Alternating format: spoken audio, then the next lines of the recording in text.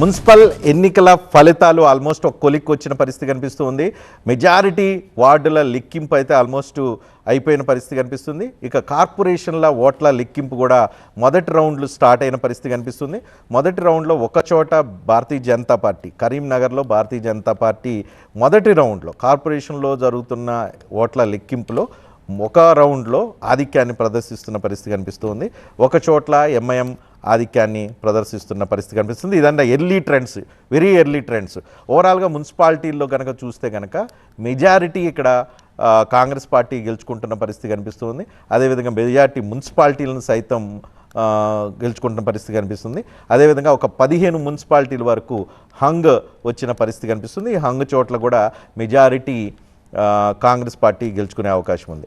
మొత్తం 2581 వార్డులకు గాను దాదాపు 1100 వార్డులకు పైగా కాంగ్రెస్ పార్టీ కైవసం చేసుకున్న పరిస్థితి కనిపిస్తుంది. అదేవిధంగా బీఆర్ఎస్ కేవలం 600 వార్డులకు లోపు పరిమితమైపోయిన పరిస్థితి మనకి కనిపిస్తూ ఉంది.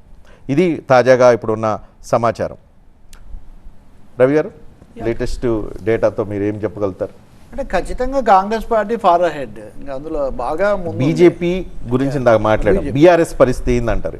బీఆర్ఎస్ ఇందులో ఏదైనా విచారించాల్సి ఉందంటే అసలు మామూలుగా బీఆర్ఎస్ మామూలుగా 2 పార్టీలు అధికారం ఆ మాటలు ఇక్కడ చెల్లవండి. ఎందుకంటే రాష్ట్ర సాధన, జాతిపిత ఇవన్నీ చాలా ఉన్నాయి. ఉదాహరణకు అంటే ఇందులో ఏం ఎగతాళి లేదు, పంచేం లేదు, వాస్తవం ఆ నేపథ్యంలో చూస్తే ఏం జరిగిందంటే ఇప్పుడు రేవంత్ రెడ్డి గారు నేనే రాజు నేనే మంత్రి అంటే అర్థం ఉంది. కానీ ఓడిపోయాక కూడా నేనే రాజు నేనే మంత్రి అనే లక్షణం ఏమన్నా బీఆర్ఎస్లో ఇంకా మిగిలి ఉందా?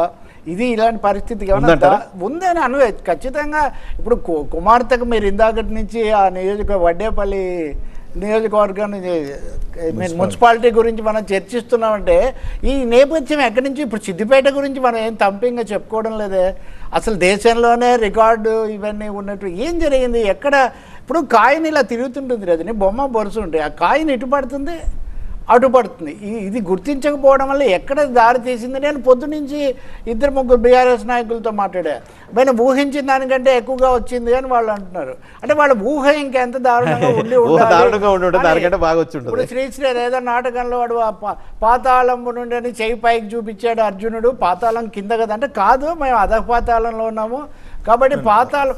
నేను అంటుంది ఏంటంటే కొంచెం లోతైన ఒక విమర్శ చేసుకోవాల్సింది ఇప్పటికిప్పుడు కాకపోతే రేపైనా చేసుకోవచ్చు. కానీ all is well with the world అన్న పద్ధతిలో ఆలోచన ధోరణి మారకపోవడం వల్ల, రెండవది టేకన్ ఫర్ గ్రాంటెడ్గా తీసుకోవడం. అంటే ఏం చేసినా చెల్లుతుంది, ఇది ఎక్కడికి పోదు, ఇంకా ఎవరిని మనం లెక్కలోకి తీసుకోవడం అవసరం లేదు అనుకోవడం వల్ల సర్పంచ్ ఎన్నికలు అప్పుడే గ్రామీణ ప్రాంతాల్లో సర్పంచ్ ఎన్నికలు, అర్బన్ ప్రాంతాలు ముఖ్యమైనది చెప్తాను నేను.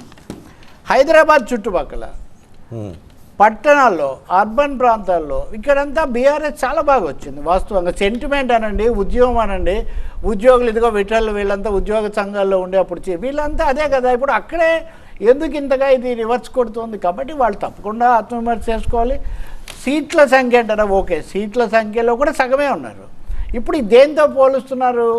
మేము అధికార పార్టీగా ఉన్నప్పుడు మాకు వచ్చిన దాంతో పోలిస్తే ఇప్పుడు కాంగ్రెస్కి అధికార పార్టీగా రాలేదు అనే చర్చ. ఇది ఎలాంటి పోలిక? కాబట్టి జూబ్లీ హిల్స్ కానీ, కంటోన్మెంట్ కానీ, సర్పంచ్లు కానీ ఇలా వరుసగా వస్తున్న వీటి నుంచి ఎక్కడ మనము దెబ్బతింటున్నాము, పద్ధతులు ఎందుకు మార్చుకోవడం లేదు అనే విషయాలు, ఇంకా అసలు కుటుంబంలో సంస్థలో వచ్చిన సమస్యలు పక్కన పెడదాం, ఇంకా ప్రజా అంశాలు. కాబట్టి ఇప్పటికైనా కానీ ప్రభుత్వం చేసుకోవాల్సింది ఇది అయిపోయింది. కాబట్టి ఇంకా రేవంత్ రెడ్డి గారు ధీమా, ఆయన ఎవరు సామంతుడు కాదు ధీమంతుడు అని అంటే అట్లా ఏమో అనుకోవాల్సిన అవసరం లేదు. వాళ్ళు